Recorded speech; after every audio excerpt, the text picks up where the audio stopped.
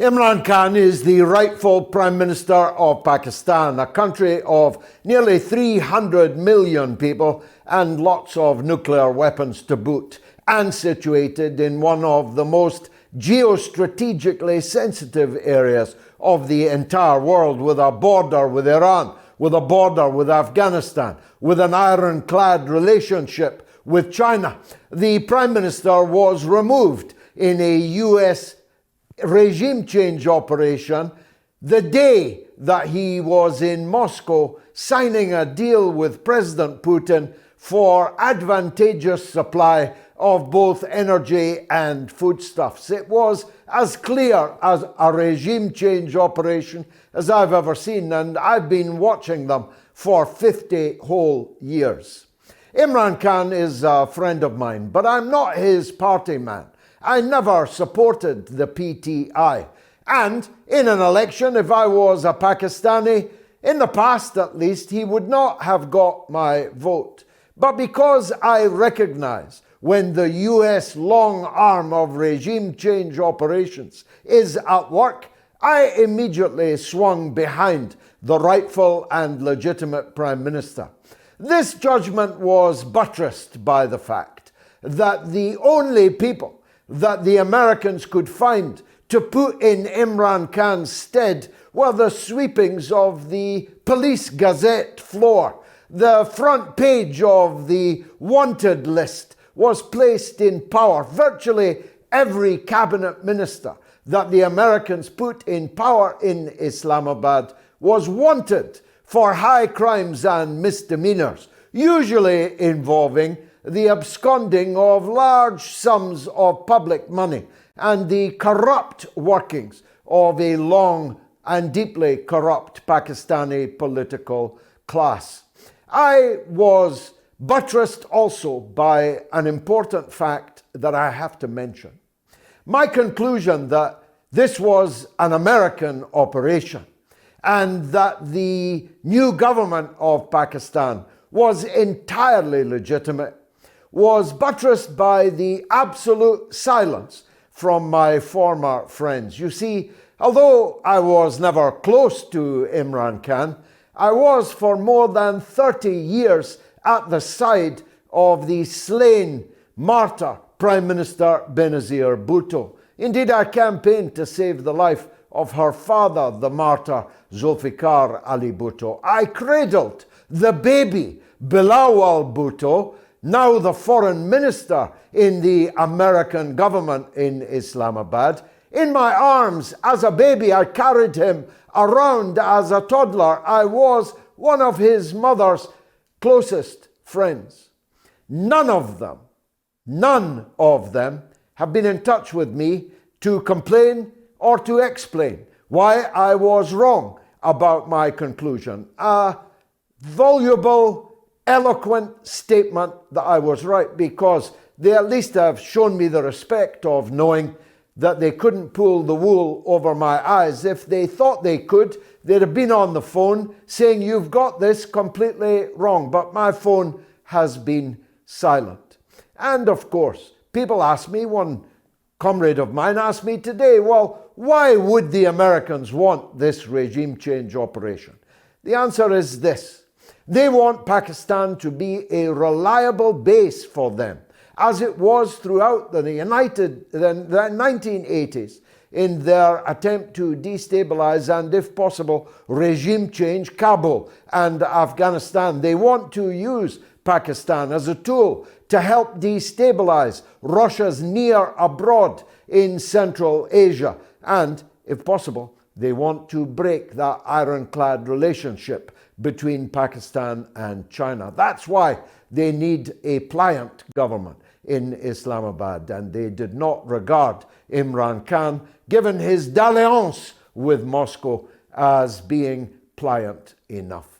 Now, I'm not saying that everything Imran Khan says is correct. I'm not saying that anything that he is proposing is necessarily the right thing, the right way forward. In fact, I have several criticisms of the revolution that he is now leading. The principal one is this. In the words of the French revolutionary Saint-Just, he who half makes a revolution is digging his own grave. And if Imran Khan thinks that he can rouse tens of millions of the poorest Pakistanis, of the Pakistani masses, for the revolutionary overthrow of a stooge regime and then go back to business as usual, operating the same discredited institutions that they keep talking about in Pakistan and preserving the corrupt class relationships that exist in Pakistan, then he is digging his own grave. Either the enemy will kill him before he gets there, or the masses will turn on him in their disillusionment. Having roused them, having brought them onto the streets in unprecedented numbers, Imran Khan will have to deliver something to the poor masses of Pakistan. And for that, he'll have to shed the illusions in the Potemkin parliamentary system bestowed on Pakistan by the British colonizers 75, 80 years ago. He will have to shake himself from the illusion that the Pakistani courts are anything but a fig leaf for the naked dictatorship of that other institution whose name they are almost always afraid to speak. I refer, of course, to the army. Anyone who thinks they can make revolutionary change in Pakistan whilst leaving an army that is bought and paid for by the United States of America in power, in pole position, is digging their own grave. This mistake was made in the 1970s. They should have been swept away. A people's army, like the Chinese People's Liberation Army, should have been introduced in Pakistan. It's time to tear the ill-gotten gold braid from the general class in Pakistan and send them homewards, preferably into well-upholstered exile. A complete change, upside down, has to occur in Pakistan if meaningful change is to occur. But let's return to the president. The present now is this. Imran Khan has bullets in his leg, a top, a trailer, a container. It was all so redolent to me. I spoke to the late Benazir Bhutto the very night before she left Dubai to return to Pakistan on her ill-fated Via Dolorosa, which led to her crucifixion at the hands of the very same armed forces that are behind the murder attempt on Imran Khan this week. I begged her not to go, if you want to know the truth, but she was determined to face what she must have known was her fate. The fate suffered by her father, the fate suffered by two of her brothers, and I pray to God none other in her family. She must have known that she was going into the valley of death, but she went. And I had the same sense of foreboding when I saw Imran Khan on top of that container, and when I saw the man draw his weapon and fire his bullets, which killed one, wounded many, and put 4 bullets in the leg of Imran Khan, I was filled with dread. Although the slow crucifixion of Imran Khan is not completed yet, although the Pharisees in this picture are the local hirelings that the US has put in power, the Romans in this picture are in Washington, D.C. The responsibility for the attempt to murder Imran Khan lies in Washington, D.C. I'll take your calls on these matters. Of course, I realize that what I'm saying is contentious. I realize that it's not over yet, that Imran Khan's long march continues. I realize that this may not be the last attempt on his life. But I caution him thus, if he is watching. Don't be dishonest with the people. Don't pretend to them that there's any easy walk to freedom. The thousands that besieged the army headquarters in Rawalpindi in the last couple of days will have to become millions. These generals will have to know that if they fire upon the people, that the people will tear them limb from limb. These generals need to know, and the ordinary Jawan needs to know, that this revolution has become unstoppable, that there will be no return to the status quo ante of corrupt oligarchies ruling the roost in Pakistan, whoever is in the Prime Minister's house, with the ultimate arbiter being the Chief of the Army Staff. It's time to sweep all of this away. Now, talking about Washington, Joe Biden is facing the trial of his life, though he almost certainly doesn't know it. He may not even know what day it is or where he is. But on Tuesday, the people of the United States of America seem poised to deliver a verdict which is thoroughly deserved on the so-called Democratic so-called party and the administration of Joe Biden and Kamala Harris. If I were an American, I'd be staying at home on Tuesday. I'm not going to go so far as to ask people to vote for the Republican candidate, but we have to stop the war. And Joe Biden is taking the whole world helter-skelter down, down, down towards the hell of a thermonuclear exchange of weapons over Ukraine. And for that matter, steaming into more and more trouble in the Taiwan Straits, in the South China Sea, in the Indo-Pacific. The crazed, unhinged idea of an America emaciated by the COVID crisis, its crisis of production, its Ponzi scheme currency, and the tectonic plates of the economy shifting towards the East, can fight and win a war against both Russia and China at the same time is so crazed, so unhinged, it belongs on the set of One Flew Over the Cuckoo's Nest. And the American people are going to be required to step forward and apply what is a coup de grace in the back of the head of the US Democratic Party. Because if they do not, all of us may die. You may think that that is an exaggeration.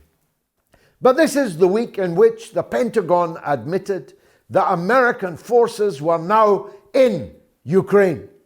Polish forces for NATO are in Ukraine in their tens of thousands. Many of them are being killed. Just look at the death notices and the passports taken from the bodies of the servicemen killed on the battlefield. NATO, Poland, and now the United States are inside the war zone. And as Kit Clarenberg again, for the Grey Zone again, has just revealed, the British are up to their old nefarious tricks. Perfidious Albion is at work again in the Crimea, setting up what they call a partisan army to fight the Russians behind the lines, to fight against the civil administration in the Crimea, which represents well over 95% of the people there who are, of course, Russian people. Russia will never allow the Crimea to return to the discredited coup regime in Kiev. The idea that it will is a wild fantasy, the kind of wild fantasy that encouraged the charge of the Light Brigade in the Crimea 150 or more years ago. Into the guns they charged. That's exactly what the British are planning. They're ready to fight to the last Ukrainian to try and weaken, divide, slow, and if possible, regime change Russia. It's a fantasy of imperial delusion, and yet it is still being indulged in London. Russia now knows that it was the British that blew up the Nord Stream pipeline. Russia now knows that it was the British that led the attack on the demilitarized grain corridor in Sebastopol. Russia now knows that it was the British that attacked the civilian infrastructure of the Kerch Bridge. The British now make no attempt to hide the fact that they have de facto declared war on Russia. So far, it has been a war in only one direction. But that may well be about to change. And who could complain if it did? If Russia were now to retaliate against the British aggression against Russian people, Russian infrastructure, German infrastructure, European Union infrastructure, who could complain? Well, the answer, of course, will be everyone will complain. They will cry foul, but cry they will. If I were in charge of Russian affairs, I could think of many ways to punish the British state for its perfidious, nefarious involvement in the Ukraine imbroglio. But because I'm British, and because I seek to represent the British people, I beg Russia not to carry out these acts. But that requires the British people to show that they oppose the role their government has chosen in the Ukrainian imbroglio. And so far, that has been silent. The onrush of nuclear war has not provoked a return to life of the Campaign for Nuclear Disarmament, CND, born in Britain, famous throughout the world, its logo an emblem of peace throughout the world. Where are they? It has not provoked the Stop the War coalition to shake themselves of their third campism and get out onto the streets arguing against the onrush of World War III. Where are the Stop the War coalition? And of course, no one should have any illusion that the so-called opposition, so-called Labour Party, will do that job for them. I have so much more I want to say, but time is against me. So how about this factoid? I've just learned from James Melville, our indefatigable contributor, that COP27, that Rishi Sunak has foolishly U-turned and is now headed for Cairo, a country incidentally governed by a military dictatorship. How about that then? Is on his way to COP27, which is sponsored by Coca-Cola, a conference sponsored by the company responsible for 120 billion plastic bottles which foul the environment and the seas across the world, is sponsoring COP27. You couldn't make it up. Unfortunately, you have no need to, because it is entirely true. Fasten your seatbelts. There's some great guests coming up, because it's the mother of all talk shows.